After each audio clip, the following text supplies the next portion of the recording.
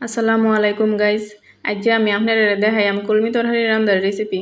এনো আমি কলমি শাক আর ছোটো দুইটা আলু কুইটা লইছি। আজ কলমি তরকারি রান্দাম মাছ আর উটকি মিলাইয়া চুলার মিদে আগুন ধরাইয়া ডেগের মিদে দিয়ে দিছি পরিমাণ মতো লবণ, হলুদের গুঁড়া, মরিচের গুঁড়া আর দিয়া দিলাম রসুন আর একটু পানি। এইবার এডি কষায়াম, কষান শেষ হলে দিয়ে দেম কলমি শাক।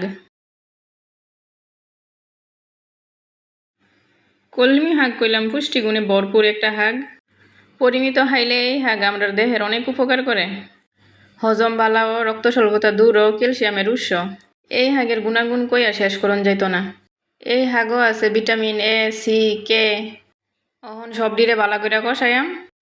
কষান যত ভালো হইব তরকারি ততই মজা হইব।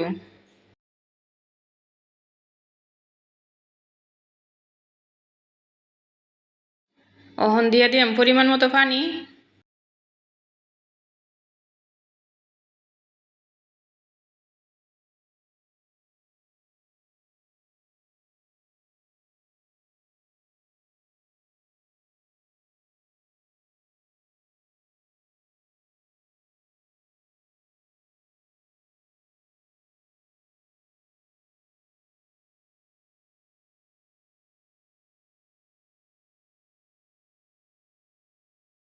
ঝুল কম কম লাগে এর লাগে আরেকটু পানি দিয়ে দিলাম। অহনে ঢাকনা দিয়া ডাইকা সব ডিরে বালা করে সিদ্ধ করাম। সিদ্ধ হইলে হন দিয়া দিলাম ধনে পাতা। ধনে পাতা দিয়া 2-3 মিনিট অপেক্ষা করাম।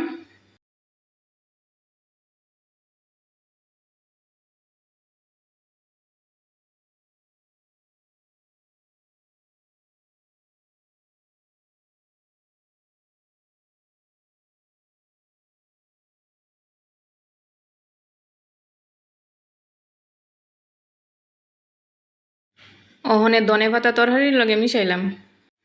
অহন আমার রান্দা শেষ। কি যে মজা হইছে এইটা রাইন্দা না খাইলে আপনারা বুঝতেন না।